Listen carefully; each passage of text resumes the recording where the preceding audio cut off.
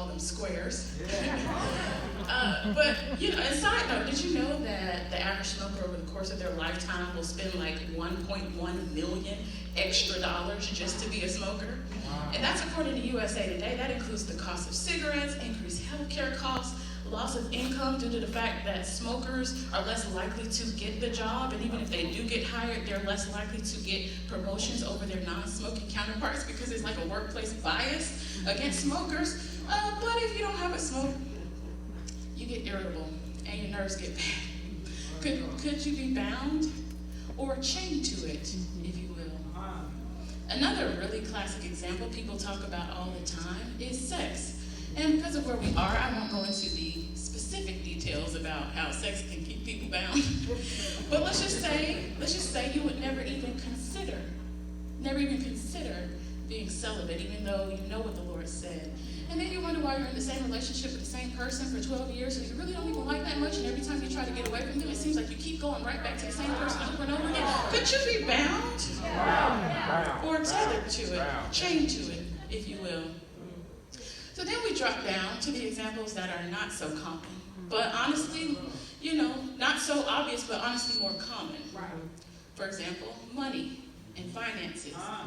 You don't really know how to make them work for you, so you end up working for them. Living above your means and just constantly going into debt, and now you have to go to a job every single day with a boss that you actually don't like, and every day you hate waking up and going there.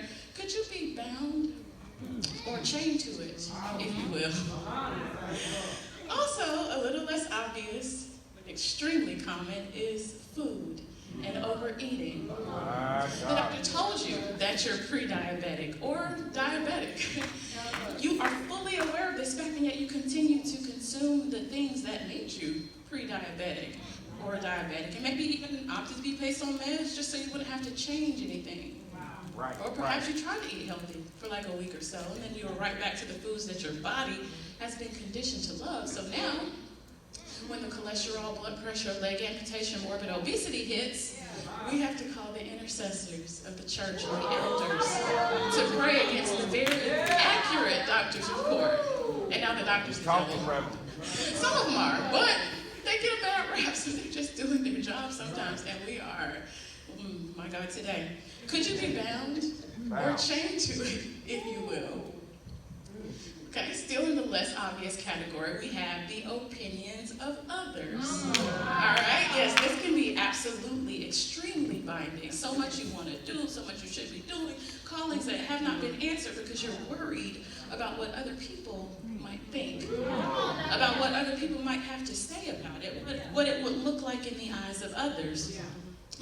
People are going, because of the opinions of others, people are going deep into debt just so they can look like they got it in the eyes of other people who don't even matter. I mean, the cars, the house, the clothes, the bags, the bundles, all to look like you got it in the eyes of others. But what would people think if you drove a Nissan Versa that gets good gas mileage and is like fully paid for? God forbid. Meanwhile, you could be going deep into debt trying to drive the Range Rover, pay maintenance and gas on a Tahoe. But I digress. Could you be bound or chained to that, if you will? And some are bound by past experiences. Who you used to be, what you used to do, bad things that have happened to you. My God. So, in my day job, I'm an optometrist, right? So, an eye doctor. So, there is a condition called psychogenic amblyopia. I know that's a mouthful. It's called psychogenic amblyopia. And this is a condition where the patient has lost, they come in, they have lost vision. Sometimes to the point of being completely blind. But when you actually go to check their eyes, there's nothing wrong with their eyes. There's nothing wrong with their actual vision system. These people have become traumatized by something that has happened to them in their past that they never actually dealt with. Wow. They never got over it. And their brain has literally decided to shut off vision. It is literally, the brain literally said, hey, we ain't gonna see no more until you deal with the stuff that you're gonna already see. How do you fix somebody with psychogenic amblyopia? No glasses will do it. No contacts will do it. You have to send them to therapy. to counseling to figure out what that issue was, to work through it, and guess what? Their vision comes right back. These people have become bound or chained to something that happened in their past. Now, I just gave a lot of examples of what it's like to be bound. And for most people, some people in here, I've come down your row, I've stepped on your toes. But just in case you are that one person who gets it all right, all the time, I would like to draw your attention to the text. Paul, in context, was talking to those church people who had become bound by law and religion and the legalistic way of proving that you are holy. These people have become bound, chained, if you will, to, yes, religion. That is a little less obvious, but not at all uncommon, even to this day. To this day. All right, so boom, all that is what it's like to be bound, right? Well, what's the deal with freedom then? Why do we want it so much? Why do we care? Why is it so important? I'm going to put it to you like this. Freedom is like James Brown. You feel good. You look good. You smell good. You praise God good. You need some money. You go to your own bank account. You get yourself some money. You need a break. You take yourself a vacation. You want to go to a party and dance. You go to that party and you dance. You want to wear your hair natural, you wear your hair natural. You want to wear some bundles, you wear yourself some bundles. God told you to start a business, you are opening your business. You want to come to church, you want to lift your hands and praise Him, you're lifting your hands and you're praising Him. You want to run 6 laps around the sanctuary, you are running 6 laps around the sanctuary. God told you to pray with somebody on your job, you're walking up to them on your lunch break, saying, excuse me, sis, do you mind if I could just pray with you? You want to love somebody, you can love them. You want to break up with somebody, you can break up with them. You want to sleep at night?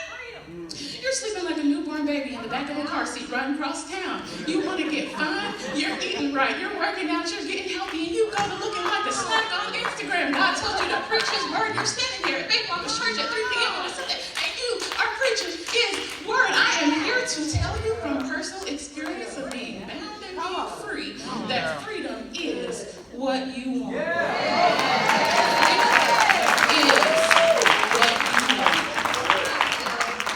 And here's the crazy thing about our freedom, right? The work was already done. Jesus Christ made us free on that hill far away, on an old rugged cross. There was a fountain. It was filled with blood drawn from Emmanuel's vein, and sinners plunged beneath the flood, and they lose all their guilty stains. I know it was the blood. I know it was the blood. I know it was the blood for me. For me. What can wash away my sin? Nothing but the blood of Jesus. What can make me whole again? Nothing but the blood of Jesus. Oh, precious is that flow that makes me white as snow. There is power, wonder, working power in the precious blood of the Lamb. I mean, they beat Him all night long. They pierced Him in His side for me. For me. So if all of that is true, and it is, if Christ did all that to make us free, then why are we, His own people, still living like we're bound? The New English translation of this same verse, it says, for freedom, Christ has set us free. For freedom, Christ has set us free, which is crazy. Because it's like, yo, He set us free so we can have, drum roll please, freedom. Sounds crazy, but yet so many of us still don't have it completely. John 8:36, of course, says, if the Son makes you free, then you shall be free indeed. John 8:32 says, and you shall know the truth, and the truth shall make you free. So here is a little truth. If Christ made you free, then you are already free from every last thing that would have you bound. But somehow you still haven't experienced complete freedom. Freedom is the experience that goes along with living as if you're free. So I'm going to share with you today 3 keys to getting out of bondage. 3 keys to getting out of bondage. So let's look a little closer at the prophetic message given to us by evangelist Fantasia Barrino. And the psalmist says, if you don't want me, then don't talk to me. Go ahead and free yourself. The first step of getting out of bondage is simple. Don't want me. How can you get free from something if you still want it? In that same chapter of Galatians 5 and 24, it reads, and this is the contemporary English version, Galatians 5 and 24, it says, "And because we belong to Christ Jesus, we have killed our selfish feelings and desires." A desire is simply something that you want. Galatians says that when we belong to Christ, we have to kill those feelings and those selfish wants. The first Psalm, which is one of my favorite passages in the Bible, says, "Blessed is the man who walketh not in the counsel of the ungodly, nor standeth in the way of sinners, nor sitteth in the seat of the scornful, but his delight is in the law of the Lord, and in his law does he meditate day and night." In other words, blessed is the man who doesn't want to be tangled up in sin and evil, but actually wants God's will for his life and God's way. Philippians 2 and 13, it says, "For it is God which worketh in you, both to will and to do of his good pleasure." In other words, if you have God working in you, you should have a will or a desire or a want to do the things that please him. Right. See, we have to stop wanting our chains and start wanting the freedom that God has provided us through Christ. So you don't want to be like the tribe of Israel. They started listing the benefits of their chains. They started listing the benefits of their chains. Sure, we were bound, but we had clothes, we had food, we had a place to stay. They were grumbling, and they literally wanted to go back to their chains, like literally wanted to be entangled with the yokes of their bondage again. Is that us? Sure, this man or woman is not really God's best for me, but hey, at least I got somebody. Sure, I may be fat, sick, and nearly dead, but hey, at least that fried chicken and mac and cheese just blessed my life, did it? That's questionable, but I digress. Whenever you start listing the benefits of the chains, just understand that you are in big trouble. Big trouble. So step one, if you want to experience God's freedom, when it comes to the chains, to the bondage, to the sin, don't want them. Pray and ask God to help you to crucify those old desires. Ask him to help you want what he wants for you, and that your desires can line up with his. That's number one. Number two, the second key to getting out of bondage is don't talk to me. Don't talk to me. In that same chapter, we're still in Galatians chapter 5, 7 through 9. It says, and this is the contemporary English version again, and it reads, and it's kind of deep, okay, but try to listen. It says, "You were doing so well until someone made you turn from the truth. And that person was certainly not sent by the one who chose you. A little yeast can change a whole batch of dough." This passage is talking about having bad influences in your ear. And it only takes a small amount of poison to kill you. So that being said, the second key to getting out of bondage is don't talk to me. Ephesians 2 and 3. And there are a lot of scriptures, but my granddad always taught me, you don't want to be a jack-led preacher, so I'm trying to preach these things from the actual Bible. So Ephesians chapter 2 and 3 says, "Wherein in time past we walked according to the course of this world, according to the prince of the power of the air, the spirit that now worketh in the children of disobedience." Watch this. "Among whom also we all had our conversation." We all had our conversation. "In times past, in the lust of the flesh, fulfilling the desires of the flesh and of the mind." Y'all, we all had our conversation. Right. We all at some point were speaking to or entertaining our bondage, our chains. The Bible really speaks a lot about who and what we talk to. Going all the way back to the Garden of Eden with Eve and the serpent. It's always telling us about who we talk to. Ephesians 4:21 and 20 through 23, it says, "If so be that ye have heard him and have been taught by him, as the truth is in Jesus, that ye put off concerning the former conversation the old man, which is corrupt according to the deceitful lust, and be renewed in the spirit of your mind." All right, so boom, there's a conversation we have to cut off. There is a conversation. For some of us, the reason that we have not experienced God's complete freedom is because we refuse to stop talking to the things that we say we don't want. This is a personal example, but ladies, have you ever been talking to a guy? Fellas, have you ever been talking to a lady and you didn't really like them that much? Not for real. But you kept entertaining them. You know what I'm saying? Like, they call you, you answer. You know what I'm saying? You may talk to them a bit, they text you, text back. You know, you always know they're going to respond or whatever. You're entertaining them, and you never even liked them to begin with, and the next thing you know, you end up tangled up with that person. Sometimes might even have a baby by that person. That's what happens when you continue to entertain your change. That rhymes. If you continue to entertain your change, don't entertain your change. I see why preachers like to rhyme stuff. Do not entertain the change, because if you do, it will drain your brain. And then you'll be insane and lame and ashamed. Come on and ride that train. Okay, too far. Okay, it's fine. I digress. If you continue to entertain your chains, then you, by doing so, you become entangled with them again. Oh, listen, if you don't get anything else from this message, understand that whatever chain you entertain, you will get tangled up with it again, okay? So now, I want you to imagine being, actually close your eyes, close your eyes and imagine this. Imagine being locked in a dark, cold dungeon. You're chained to the wall. And one day, you're made free. The shackles are broken off of you, the door to the dungeon is unlocked and open, and you are free to go. But you kind of got used to how those shackles were keeping your wrists and your ankles warm. So instead of walking out of the dungeon, grabbing hold to the freedom, you stay there, playing around with the chains, jiggling around, jickle, jickle, they make a cute little sound, entertaining the chains and talking to the things that you say you don't want.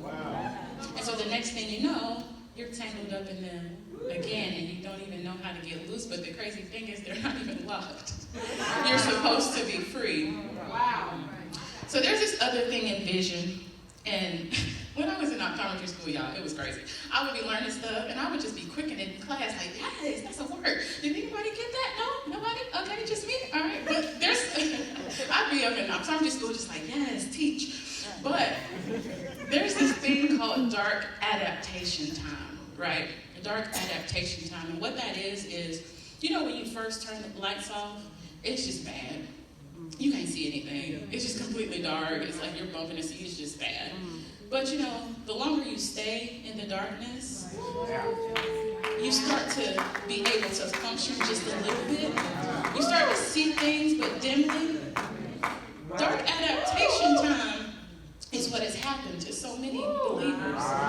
We've been in the dark so long that we've become adapted to it. And so when somebody comes in and turns on the light, guess what? It's uncomfortable. Your eyes start to hurt. Just like when you're a kid and your parents come in and flip the light switch on, and it hurts. Anybody? It hurts? That's what it's like. This is the testimony of far too many believers. Christ has done the work. You are free indeed, but you need help because you keep talking to the chains, making accommodations for the chains, and you keeping company with your chains. But Ephesians 5:11, it says, and have no fellowship with the unfruitful works of darkness. There's that word again, darkness. But rather reprove them. Reprove just meaning to rebuke them, right? Could you be fellowshipping with something that needs to be rebuked? We don't even rebuke stuff as much as we should. The devil will literally just be like dragging us down through there, dogging us out, and we never even stop to actually just rebuke the devil. I mean, rebuke just meaning tell the devil like go away, you know. So when it comes to your bondage and to your chains, number 1 is don't want me. Number 2 is don't talk to me, and number 3 is go ahead. Go ahead. We're still in Galatians chapter 5, verse 25. It says, if we live in the Spirit, let us also walk in the Spirit. Walk is an action verb. Faith walkers, we know that. Walk is an action verb. It means that you are moving forward, going ahead. You see what messed up the Israelites in the wilderness for 40 years? Is that the fact that they didn't actually go ahead into the promised land like they were supposed to. What is the point of getting loose if you won't move forward? That's good. You don't want the chains? That's good. You're not talking to the chains? That's great. But he that's begun a good work in you shall complete it. Now you have to go ahead and move away from your chains. Philippians 3:13 and 14, Paul says, brethren, I count myself not to have apprehended, but this one thing I do, forgetting those things which are behind and reaching forth unto those things which are before, I press toward the mark for the prize of the high calling in Christ Jesus. In other words, if Christ made you free, he did it because he has a higher calling for you, something so much greater that he wants you to go ahead and move forward into. Ask God to show you a glimpse of that, a glimpse of the greater version of you, a preview of the greater purpose that you have, of the greater places you're supposed to be. The sufferings of this present time are not worthy to be compared to the glory that shall be revealed in you. There's a greater glory that God wants to reveal in you. It's a greater level of peace, a greater level of joy, a greater level of relationships, health, finances, all that stuff is greater, and it's God's way of doing things in your life. That's what glory is. And it's so much greater than your chains. Right. The promised land of your life, it waits for you. But you have to go ahead and move forward into it. Right. It's your identity in Christ, and it is crucial. You've been bound long enough, right? You've gone as far as you could go, still being attached to the chains. That when you have chains, there's only so far you can get. You can move around a little bit, but there's only so far that you can go. So now you have to free yourself. The real work in rescuing you, unlocking you, and freeing you, it's already been done by Jesus on Calvary. But now it's up to you to choose freedom by standing fast in the liberty wherewith Christ has already set you free, and to not be entangled with the yokes of bondage again. The thing is, this is why I love Jesus and I love being saved. There is absolutely no shame. There is therefore now no condemnation to those who are in Christ Jesus. Yes, he said, be not entangled again. And yes, you got tangled back up again. It is okay. That is why he came. That is why he came. He knew he would mess up. Right. You know, he knew. However, living better now, Coogee sweater now, you know, because he's faithful and just. He's going to forgive us from our sins and cleanse us from all of our unrighteousness. He's done his part, and now we have to do ours. See, when you're in close fellowship and building up your relationship with God and in your word and you're praying and you're fasting when you need to, your desires are going to start looking like his. And you can change those wants, those desires for the things that keep you bound. That's one of the biggest deceptions and lies that the devil has told us is it is what it is. It's going to be what it's going to be. It's going to do what it's going to do. Yo, and he got saints quoting it. That is not true. It's up to you. You can change those. Then it's up to you to stop talking to and to cut off the conversation with some of the things and some of the people and some of the environments. You can't continue to keep it up with your chains and assume that you're not going to get tangled back up again. You're going to end right up back in the same place. And then the last thing we have to do is to go ahead, walk away, move forward into your personal promised land. Right. Let's get real for a minute. It is 2020. It is 2020. We are getting free out here. Like we're doing what we're supposed to be doing. We're walking in our gifts. We're doing our callings. Y'all, it's 2020. We're taking visions and we're turning them into things that we can actually hold in our hand. And we do not care who got something to say about it, the devil included. Chains are so last decade-ish, right? They're so last decade-ish. It's 2020, y'all. Our good God let us make it to the year 2020, and folks are out here so bound that they can't even lift their hands and praise him in his house. That's like a whole nother level of being bound. You can't even say hallelujah because somebody might hear you. That's like a whole nother level of being bound, but it's time out for that type of foolishness. It is 2020. 2020 is for grown-ups. 2020 is for grown-ups. And I know you're looking at me. You're like, what perfect girl up there. This woman of God know about being bound, about being in chains. I've been bound before. Talk about it. More than once. By more than one thing. Like, they don't tell you is the time where I was 50 pounds heavier than what I am right now. At the part where I used to have diabetes. Used to being the key word. That part didn't make it to the bio. That part didn't make it to the bio. The part about me being like a divorced mama too, that part's not in the bio. Oh, we didn't do a bio. But there's no bio? Okay, that's fine. There's no bio. Next time, let's get a bio. No, it's fine. But yeah, no, listen, honestly, though, if you know that God is calling you, again, don't apply this to somebody else. Apply it to yourself. Right. If you know that God is calling you to higher, to better, to more, to freedom, but you know there's still some things that you need to do to completely free yourself before you can go ahead, you know what? I do want you to meet me at the altar. See, I'm rounding it up. Meet me at the altar. And now, we're going to pray for you. We're actually going to pray that God strengthen you in your inner man to be able to go ahead and free yourself, that you may be free to move about your destiny because you refuse to be entangled with the yoke of bondage again. Come now. Don't let bondage keep you in your seat. And we're going to pray.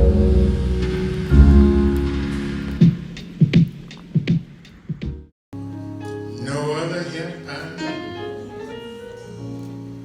If thou withdraw thyself from me, Yes, Lord. oh, where shall I go? Eternal God, our heavenly Father, I come in the name of Jesus Yes, sir. Yes, sir. to thank you for what my ears have heard. Yes, sir. Thank you for the deliverance. Have special blessings upon all of these that are here today Yes, sir. to be a witness to the Word. The Word is a light unto my feet, and I'm walking in the light. I ask blessings upon her, my granddaughter. One you place, thank you, Yes, Jesus, in sir. my path. I'm not able to say what I would like to say. But God, you know. You know me. A warrior. Been on the field a long time. Thank you, Jesus. Grant this prayer.